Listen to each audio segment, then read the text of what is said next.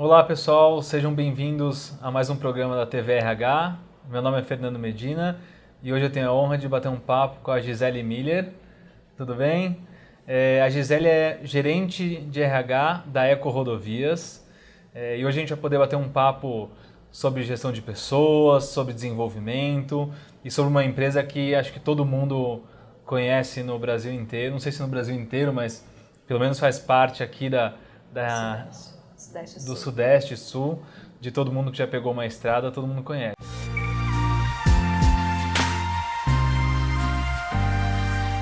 Gi, obrigado por ter vindo. Queria que você contasse pra gente a sua trajetória na empresa, pra gente começar, que eu sei que é super legal, você já tem 14 anos, né? Conta um pouquinho pra gente, então. Bom, eu estou no grupo há 14 anos, comecei lá como estagiária. Entrei na área de recursos humanos na Ecovias, quando a Ecovias tinha acabado de entregar a pista descendente da Imigrantes.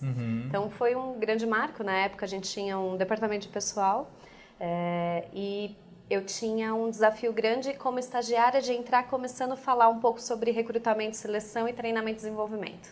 Que lá atrás eu já era quase Super. nada, né? Era algo muito diferente do que a gente fazia até aquele momento.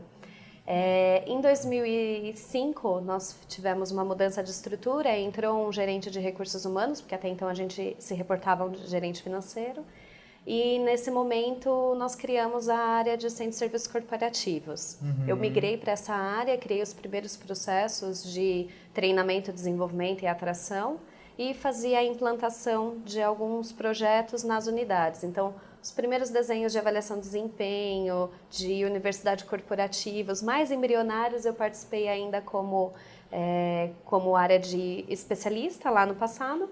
E depois, em 2008, eu fui convidada para voltar para a Ecovias e assumir a coordenação. Então, fiquei como coordenadora da Ecovias por um tempo. Depois a gente mudou a história de coordenadora para business partner. Fiquei como business partner da Ecovias e em 2013 eu assumi também a Ecopistas. Fiquei com a Regional São Paulo, que é a Ayrton Senna Carvalho Pinto. E quando foi no começo do ano passado, em 2016, nós tivemos uma nova estrutura de recursos humanos e eu passei para a área corporativa, ficando responsável por desenvolvimento humano e business partner de concessões de rodovias. Legal. Então, conta só um pouquinho, pessoal, assim, acho que quase todo mundo conhece, mas quem não conhece a empresa, falar um pouquinho você falou das concessões, né? Quantas plantas vocês têm, número de funcionários, enfim, mais ou menos da estrutura, né? A Eco Rodovias, ela tem 7 concessionárias. A Ecosul, que fica no Rio Grande do Sul, a Ecovia e a Eco Cataratas, que fica no Paraná, a Ecovias e a Ecopistas, que fica em São Paulo, a Ecoponte, que é a Ponte Rio-Niterói, e a Eco 101, Rio e Espírito Santo. Então, nós temos essas 7 concessionárias, temos um centro de serviços corporativos, que fica toda a parte de engenharia, parte de projetos de engenharia, automação, tecnologia, inovação e todas as áreas de suporte, finanças, controladoria, suprimentos, recursos humanos e tudo mais. Então, e temos ainda o escritório da holding. Ainda temos outros 2 negócios que ainda está conosco, que é a parte de logística e porto. Mas eu estou mais voltada para a parte de concessões, que tem em torno de 2.500 funcionários hoje. Legal. E antes a gente estava batendo um papo, eu até falei assim, nossa, acho que a realidade de vocês é diferente de todas as empresas do mercado e que eu até conversei antes, porque a empresa não pode abrir plantas, sair expandindo, vender, diminuir preço. Até perguntei, você não pode diminuir o preço do pedágio ou aumentar? Não, é tudo regulado, né? Isso faz com que a estratégia da empresa seja diferente, até em termos de crescimento. E também para você ter pessoas dentro da empresa que, não sei, pelo menos a percepção que eu tenho é que você não consegue encontrar pessoas com o mesmo perfil em todo o mercado, né? Como que o RH lida com isso? Como que é a realidade da empresa? É diferente mesmo ou não? Vocês se adaptam? Como que é isso? Nosso negócio é bem específico. Eu não tenho outro negócio no mercado. E tem poucos players no mercado fazendo a mesma coisa que a gente. Então eu tenho um desafio muito grande de desenvolver pessoas internamente, para que elas assumam cargos de liderança dentro da própria Eco-Rodovias. Então, o nosso planejamento sucessório é algo que a gente revisita todo ano e temos um trabalho intenso em cima disso para poder fazer frente a esse crescimento do grupo. O grupo não pode abrir novas plantas, mas ele pode adquirir novos negócios. Então, a gente participa de processos de licitação de novas rodovias ou a gente pega alguma rodovia que já está sendo administrada por outra companhia que colocou à venda e a gente avalia o negócio. A nossa forma de crescer é mais em cima disso do que em diversificação e tudo mais. Então, a gente tem um foco hoje bastante em rodovias nesse sentido. Uma outra forma da gente também ter perpetuidade do negócio é com aditivos de contrato. Então, as concessionárias já existentes é a gente ir conseguindo aditivos para aumentar o tempo de permanência da empresa naquele ativo e continuar administrando. Para isso tudo, eu preciso ter muita gente boa, né? E esse é o nosso grande desafio. E aí a gente trabalha muito com desenvolvimento de liderança. A gente tem uma estratégia de desenvolvimento de liderança que nós trabalhamos com uma consultoria para trabalhar com diretores e gerentes. Eu formo as business partners e a área de desenvolvimento e a gente cascateia o conteúdo para coordenação e supervisão. E daquele conteúdo a gente ainda faz uma adaptação do que é relevante que vai para o público administrativo ou para lideranças operacionais.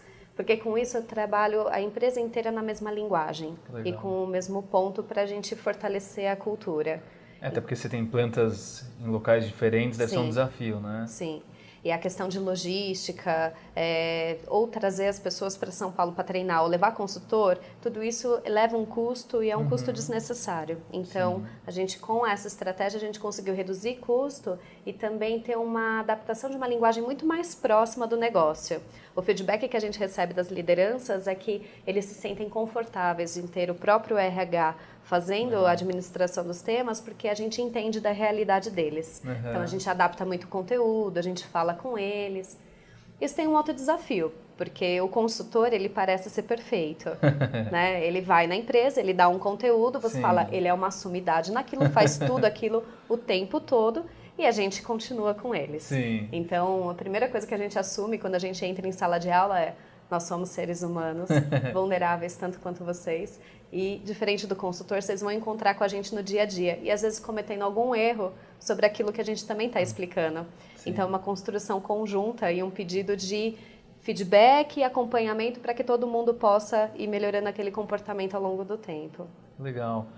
E, assim, acho que até pela realidade da empresa, acho que toda empresa precisa ter uma evolução constante de processos, né?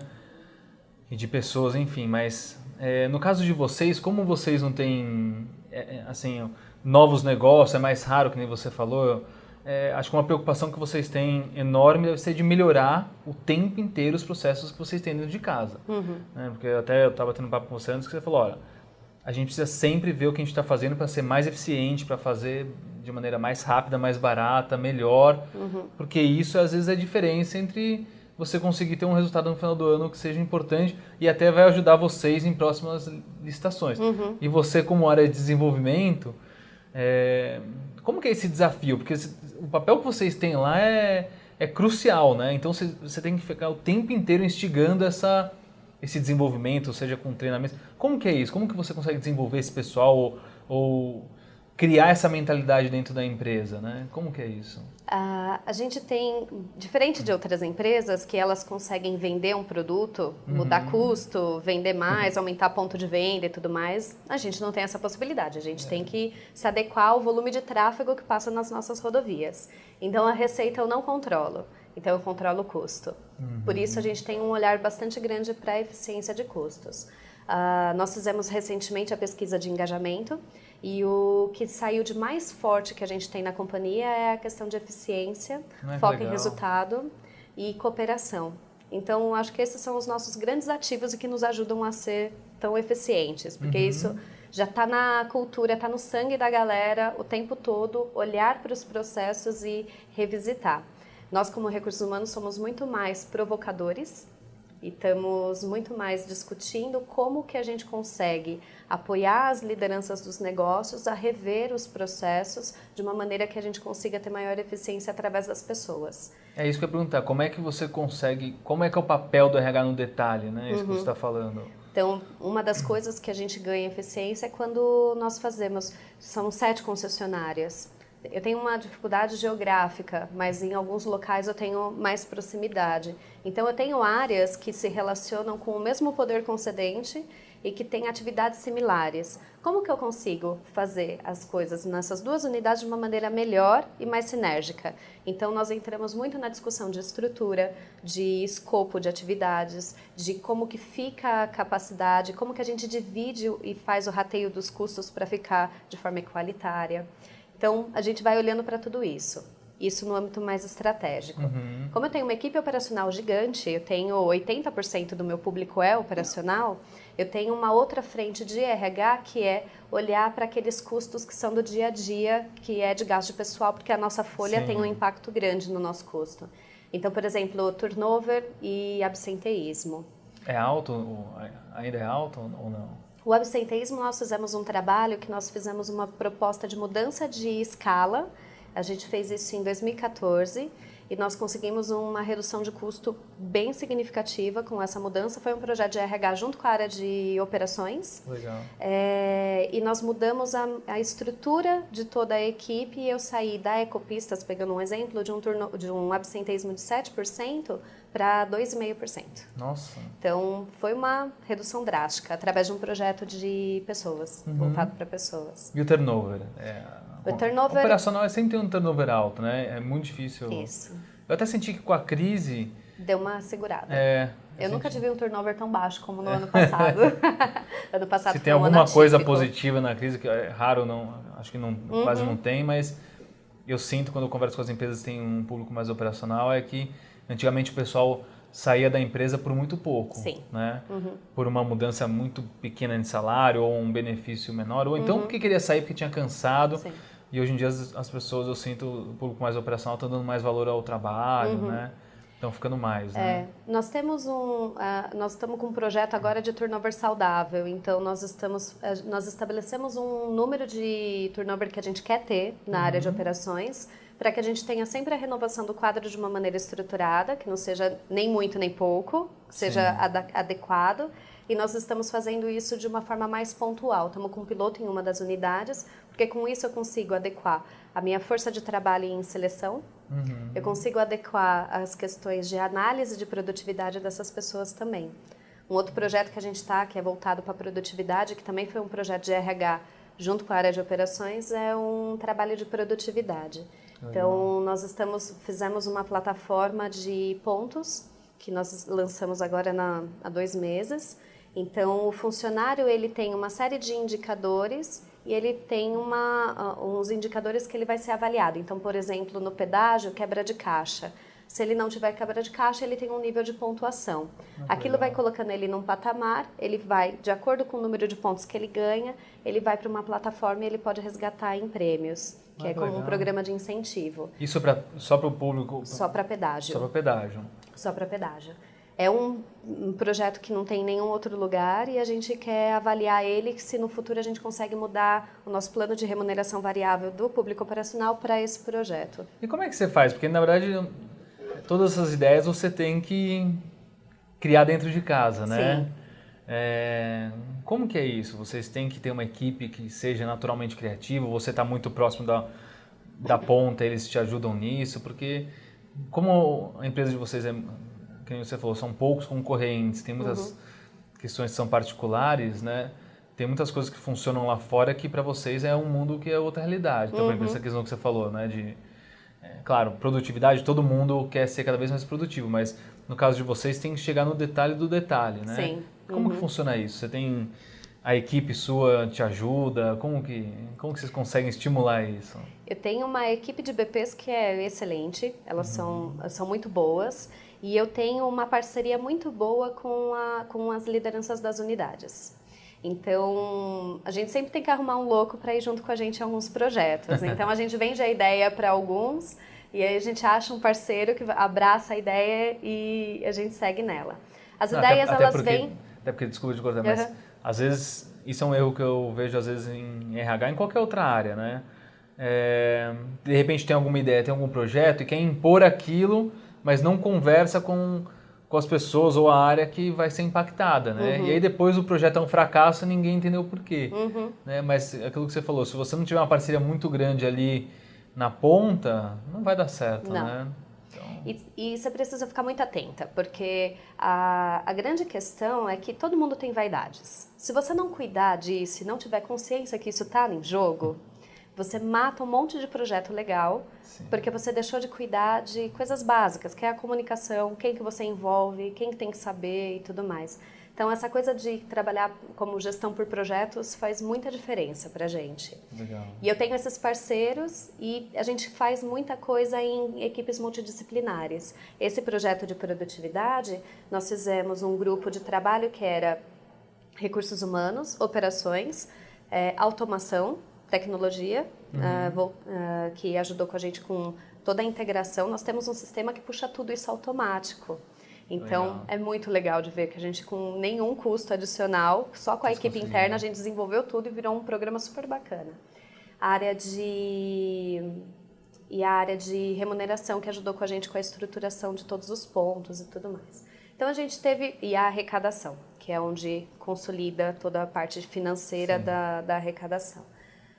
Juntando todo mundo, nós fizemos primeiro um piloto numa unidade, avaliamos tudo que podia dar de errado nessa unidade, fizemos um estresse grande com todo aquele conteúdo e aí depois nós voltamos para todas. O que eu vejo que fez muita diferença foi a forma como a gente comunicou todas as outras unidades. Esse foi um dos pontos de sucesso do projeto até agora, porque considerando isso, que cada um sempre acha que a sua realidade é diferente, que aqui não vai funcionar, porque aqui... tem um olho mais claro, tem um olho mais escuro, cada um vai puxar para o teu lado por algum motivo. Nós fizemos uma proposta, mostramos como tinha sido o piloto, falamos de tudo que era, falamos, olha, o que vocês não podem mudar, isso aqui é core, isso aqui é essencial e precisa ser feito dessa forma. Todo o restante, tragam as sugestões que a gente vai avaliar para a adaptação que precisa ser feita na tua unidade em cima disso. E aí nós tivemos todos os, a gente chama de GAU, que é o nosso gerente de atendimento ao usuário, todos os GAUs de todas as unidades, olhando isso no detalhe, discutindo com as BPs localmente, analisando junto com o diretor do negócio daquela unidade e depois fechamos isso. Lógico que também tem um patrocínio grande do presidente das concessões, que a gente alinha muito, que acreditou na ideia e a partir disso a gente implementa. Mas é sempre a várias mãos, construindo junto e fazendo isso acontecer. E, por exemplo, acho que até pelo modelo de vocês devem trabalhar muito com projetos. Né? Aquilo que você falou, pô, legal, isso deu certo. Quais são os fatores que você acha que, com certeza, tem projetos que também acabam não dando certo? Quais são os motivos que você acha que esses projetos dão certo ou não dão certo? E o papel do RH, vamos dizer, para conseguir colaborar. Eu sei que tem que mensurar, claro, qualquer projeto você tem que ter um cronograma bem definido, tem que ter papéis bem definidos, né? Mas o que você acha que ajuda um projeto a ter sucesso dentro da empresa ou pode fazer ele ter maior chance de ter um fracasso no projeto? Acho que tem algumas coisas técnicas, que é se a ideia realmente é viável, não é viável, que eu acho que nem é o ponto principal. Quando a gente vai para pessoas, a grande questão é quem você envolve, em que momento e quem que você precisa envolver. Porque esse mesmo projeto de produtividade que eu estava comentando, eu comecei a fazer ele em 2013. E aí eu coloquei todo mundo na mesa para a gente discutir junto. Fui extremamente democrática e achei que aquilo ia dar super certo. O que aconteceu é que todo mundo queria falar que o dele era mais bonito e eu não saí para lugar algum com aquilo.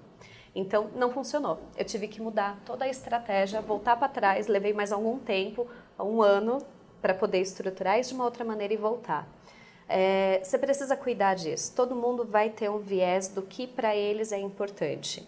Então, toda reunião de projeto, eu sempre começava dizendo, gente, ótimo que cada um tenha uma contribuição e tragam, porque é extremamente relevante. Mas a gente precisa aqui dentro definir o que vai ser importante para o grupo.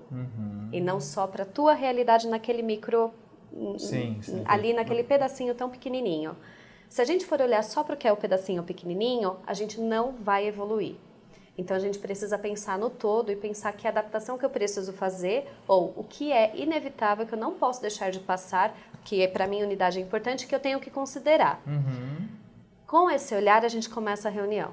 Porque daí a gente já alinha o que é esperado das pessoas. Sim. E aí a gente tem um combinado do rasgar o samba. Dentro da sala, tudo pode ser discutido, todas as ideias serão discutidas. Chegamos no consenso da ideia, todas as outras ideias são rasgadas e a gente vai com a ideia que foi a consensada. Porque também a pior coisa que pode acontecer é alguém no corredor falar, mas sabia que ia dar errado, ou minha ideia era muito melhor. Se você não consegue construir isso bem dentro do grupo, isso morre nos corredores. Nossa, que interessante.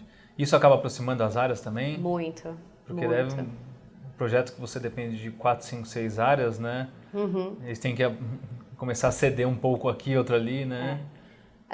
A gente reviu as competências no final do ano passado e lançamos elas agora esse ano.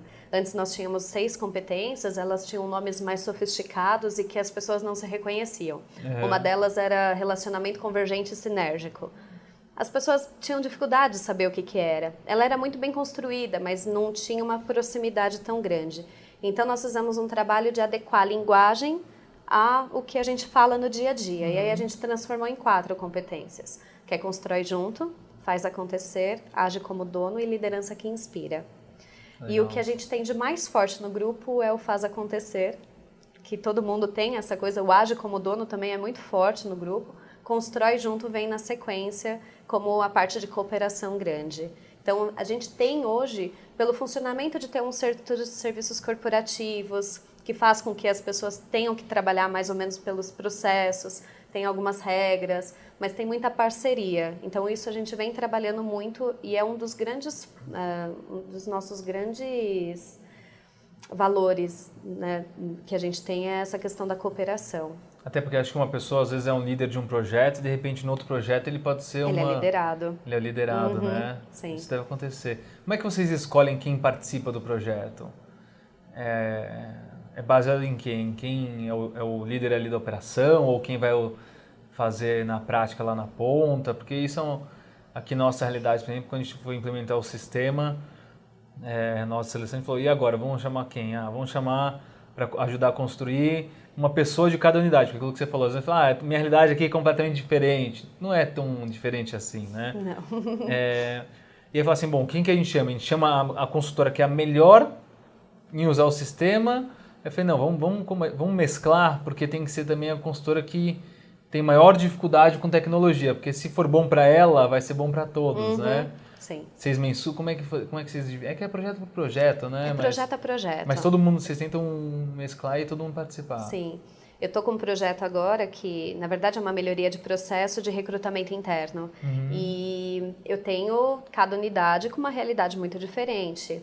Não dá para colocar todas as unidades para discutir isso, todas as minhas pontas para discutir. Então, eu tenho a líder do projeto, é a pessoa de seleção de desenvolvimento do meu grupo corporativo, e eu tenho 3 pessoas das outras 7 unidades envolvidas. Só que elas têm um papel fundamental, que é como elas cascateiam isso para as demais e trazem o envolvimento depois. Então, tem uma decisão que foi tomada no grupo, elas precisam voltar com as demais, checar, fazer o contraponto e voltar para o grupo. Porque daí, com isso, eu ganho velocidade e diminuo a discussão que não é produtiva.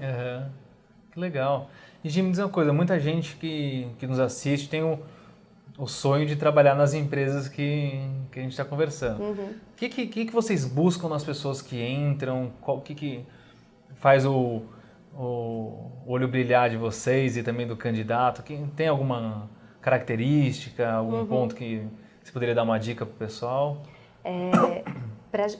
Para a gente, o que é muito importante é a pessoa ter os nossos valores e um olhar para as nossas competências. A gente procura gente com muita iniciativa, com vontade de fazer, que olhe para a empresa como sendo dela, que tenha muita cooperação. Uma pessoa que vá trabalhar a qualquer custo na nossa organização, ela não sobrevive. Porque a gente tem uma premissa básica que é trabalhar em parceria e construir em conjunto. Então, aquela pessoa que quer fazer por si só, levar todos os louros e chegar no final do dia ganhando a estrelinha sozinha como super-herói, não é o que a gente busca e que a gente valoriza. Sim. Então, a gente valoriza a pessoa que sabe trabalhar em conjunto, que usa o melhor de cada pessoa para poder chegar no resultado e que tenha esse olhar para o resultado incessante. Porque para a gente é bastante importante, uma vez que eficiência tem que estar no nosso DNA. Sim. Então, isso é o que a gente mais procura. Técnica, muitas vezes a gente ensina. Eu prefiro uma pessoa que tenha o melhor comportamento e a técnica eu dou, do que a pessoa que o comportamento não esteja tão é muito adequado. forte, mas... As pessoas que a gente vai, ao longo do tempo, com todo o processo do assessment, o 360 e tudo que a gente tem dentro da organização, a gente vai vendo que aquelas pessoas que não têm aquele comportamento, elas vão, de alguma maneira, sendo expelidas da companhia. Ou elas próprias tomando a decisão, ou a companhia, de alguma maneira, não consegue mais adequar ela dentro daquele grupo. Sim. Então, por isso que isso é tão importante pra gente. E mesma coisa, você falou já 2 vezes aqui, até acho que é um valor para vocês, a questão do vestir a camisa como se a empresa fosse sua, o papel do dono, né? Que até já falei em alguns outros vídeos. Como que vocês mensuram, como que vocês olham? Eu sei que no dia a dia é fácil identificar, né? Quem são as pessoas que vestem a camisa mesmo, mas como é que vocês mensuram isso? Vocês pegam alguns exemplos? Como que... Ou realmente é isso? Você consegue saber no dia a dia? Como que você enxerga esse valor, vamos dizer, né? Transformar isso que vocês colocam como um valor para algo palpável, vamos dizer, até na avaliação de desempenho, enfim. Sim. Uma das nossas competências é o Agile como dono, então lá tem. Então, a gente avalia as pessoas como elas estão em relação a isso. A nossa avaliação de competências é para todos os públicos, então desde o operador de pedágio até o presidente. E são as mesmas competências, tirando liderança, que é só para quem tem a posição. E nós temos 5 valores, que é ética, respeito, iniciativa, profissionalismo e comprometimento. Quando a gente fala do olhar de dono, eu preciso ter comprometimento, profissionalismo, ética, iniciativa então, e respeito. Não tem como. Então, eles estão tudo em cima disso. Nós estamos com uma campanha agora que chama Você Faz a Diferença. Cada funcionário recebe 5 vouchers. E ele pode entregar para qualquer pessoa que ele queira reconhecer que a pessoa foi um exemplo em cada um desses valores. Olha que legal. Então, isso está acontecendo agora, acaba no final do mês. E em dezembro, no seminário de líderes, que é quando a gente reúne toda a liderança, os destaques em cada um desses valores vão ser reconhecidos no seminário pelo diretor jurídico, que é a pessoa responsável pelo programa de ética e integridade, e pelo presidente do grupo. Que legal. Nossa, muito legal. Gi, obrigado pelo nosso bate-papo. Obrigada, Ficaria Fê. aqui 1 hora. Assim, acho que dá para tirar muita coisa. É muito legal ver o tanto de inovação que vocês estão fazendo na empresa. Muita gente fala de empreendedorismo, né? Mas acho que isso também pode vir de dentro da empresa. E, em 14 anos eu imagino tanto que você não passou lá e tem que constantemente trazer ideias e sugestões e coisas novas, né? Que legal que dá para ver isso nesse bate-papo. Obrigado, viu? Obrigada pela oportunidade de poder compartilhar um pouquinho. Obrigado. E até a próxima.